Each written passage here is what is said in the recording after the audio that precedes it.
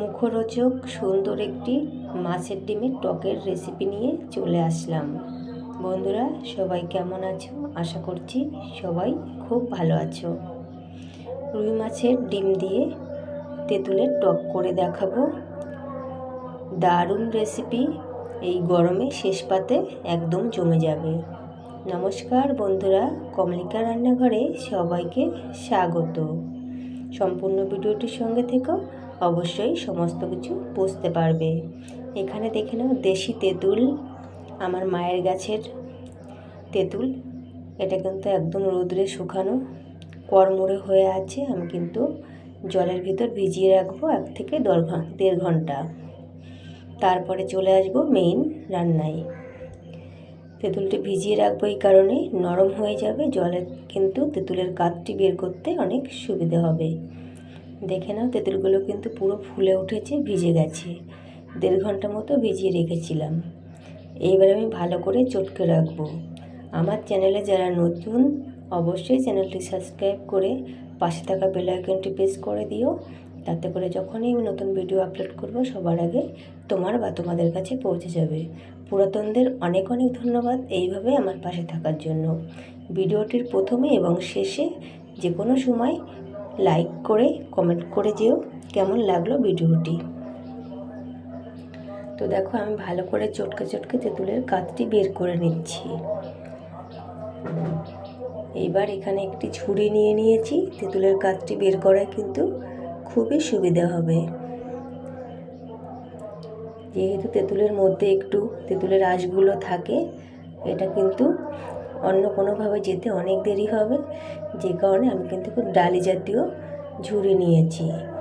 এখানে আমার রুই মাছের ডিম রাখা আছে, আগে ভেজে রেখেছি। তো একটা ননস্টিকের প্যান বসিয়ে দিলাম, দিয়ে দিলাম পরিমাণ মতো সরিষার তেল, তার সঙ্গে 3-4টে শুকনো লঙ্কা। এতে কিন্তু ফ্লেভারটা বেশ ভালো আসে। লঙ্কাটা ভাজা হয়ে গেলে এবার এখানে যথেষ্ট পরিমাণে সরিষা মিশিয়ে দেব। টকে কিন্তু একটু সর্ষের ভাগটা বেশি দিতে হয়, তাহলে বেশি ভালো ফ্লেভারটা ছড়ায়। লঙ্কাগুলো ভাজা হয়ে গেছে, এবার আমি সরিষাগুলো দিয়ে দিলাম।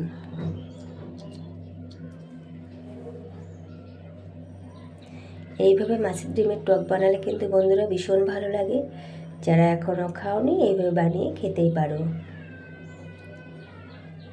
তা আমার কিন্তু সরিষাগুলো চটপট করে ফুটছে। এবার আমি মাছের ডিমগুলো ভেজে রাখা তবু আর একটু ভেজে নিচ্ছি। বেশ অনেকখানি ডিম আছে এখানে। দেখো, ভাজতে ভাজতে একদম পুরো এই মাছের ডিম ভেজে যখন রেখেছিলাম তখনও বেশ অনেকটা তেল ছিল, যে কারণে মাছের ডিমগুলো পুরো ফুলে উঠে একটু ফেনা জাতীয় হয়ে গেছে। এটা আমি তেঁতুলের জল দেওয়ার পরে কিন্তু এগুলো ফেনাগুলো ফেলে দেব। তো আমার ডিমটা ভালো করে ভাজা হয়ে গেছে। এবার আমি দিয়ে দিলাম তেঁতুলের যে জলটা, ওটা। আমার ব্যাকগ্রাউন্ডে একটু আওয়াজ পাবে, পাশে অনুষ্ঠান হচ্ছে, একটুখানি মানিয়ে নিও। এখন দিয়ে দিলাম হলুদ, তারপরে পরিমাণ মতো নুন।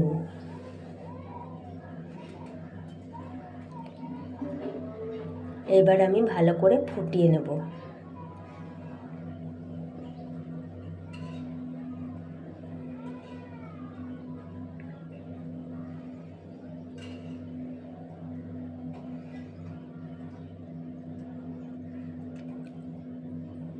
দেখো, টক কিন্তু ফুটে গেছে ভালো করে। এটা বেশ খানিকক্ষণ ধরে কিন্তু ফোটাতে হবে, তাহলে কিন্তু টকের যে স্বাদ সেটা আসবে। ফোটাতে ফোটাতে একটা ঘনত্ব ভাব চলে আসবে, তারপরে কিন্তু আমি রান্নাটা আমার কমপ্লিট হবে।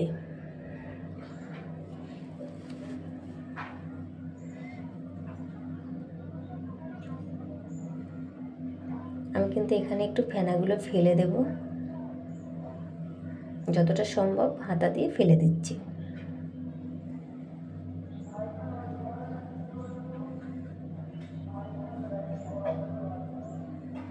এইভাবে টক বানালে কিন্তু বাড়ির প্রত্যেকটা মানুষ ভীষণ ভালোভাবে খাবে। এখানে আমি দিয়ে দিলাম বেশ খানিকটা চিনি। বেশ একটু মিষ্টি মিষ্টি টক টক ঝাল ঝাল হবে, খুব ভালো লাগবে খেতে। চিনি দেওয়ার পরেও বেশ খানিকক্ষণ আমি কিন্তু ফুটিয়ে নিচ্ছি।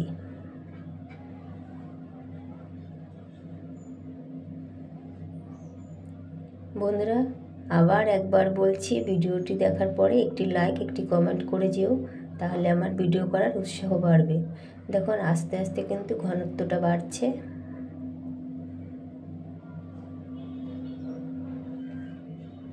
এবার কিন্তু আমার একদম শেষের পথে হয়ে গেছে। দেখতেও যেমন লোভনীয়, খেতেও কিন্তু তেমন টেস্ট, মুখে লেগে থাকার মতোই কিন্তু টেস্ট।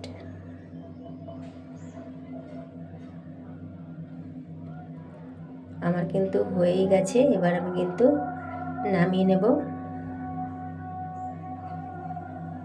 গরম গরম ভাতে একদম জমে যাবে।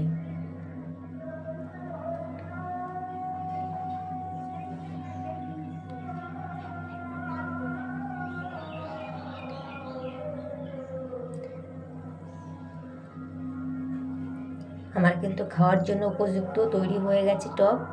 তো সম্পূর্ণ ভিডিওটি থাকার জন্য অনেক অনেক ধন্যবাদ সবাইকে। সবাই ভালো থেকো, সুস্থ থেকো, এইভাবে সকলের পাশে থেকো।